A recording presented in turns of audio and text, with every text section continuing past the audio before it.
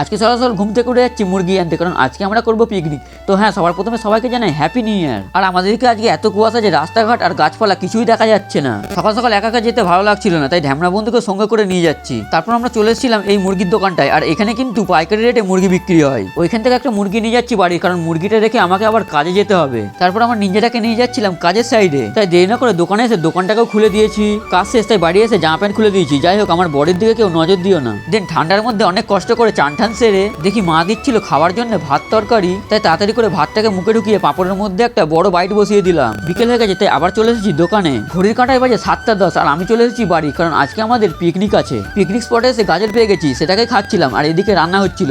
এ শালা এবার গাজর চুরি করতে দেখে নিয়েছে নাকি। ছাদে এসে গেছি, আর জীবনে যে কাজ করে না, আজকে আবার সে মাংস ধুচ্ছে। আর এইদিকে মোটা দিদি আবার মিক্সিতে মশলা বাটছে। নিচে এসে দেখি রাইস 50% তৈরি হয়ে গেছে, খালি কাজু কিশমিশ আর গাজর বিনস ভেজে দিলেই রাইস তৈরি। আর আমাদের পিকনিকে দুটো রাঁধুনি এসেছিল, একদিকে হচ্ছিল মুরগির মাংস আর একদিকে হচ্ছিল মুরগির ছাল হাইড্রোল। রান্না বান্না সব কমপ্লিট, তাই সবাই মিলে বসে পড়েছি পেট পুজো করতে, খেতে। যাই হোক, এইদিকে আমাকেও দিয়ে দিল রাইস আর তার সাথে চিকেন কষা, তাই দেরি না করে ঘাপা ঘাপ ছাটিয়ে দিলাম। বাই দেবে আজকে রান্না কিন্তু খুব সুন্দর হয়েছে। খাওয়া দাওয়া শেষ করে সবাই বাসন মাজছে, আর আমরা সকালে কাজ করেছি, তাই এখন বসে বসে স্যাটা ভাঙা মস্তি করছি। তারপর খুব মস্তি করা হয়ে গেলে বাড়ি যেতে যেতে আজকের মিনি ব্লগটা শেষ করলাম। বাই।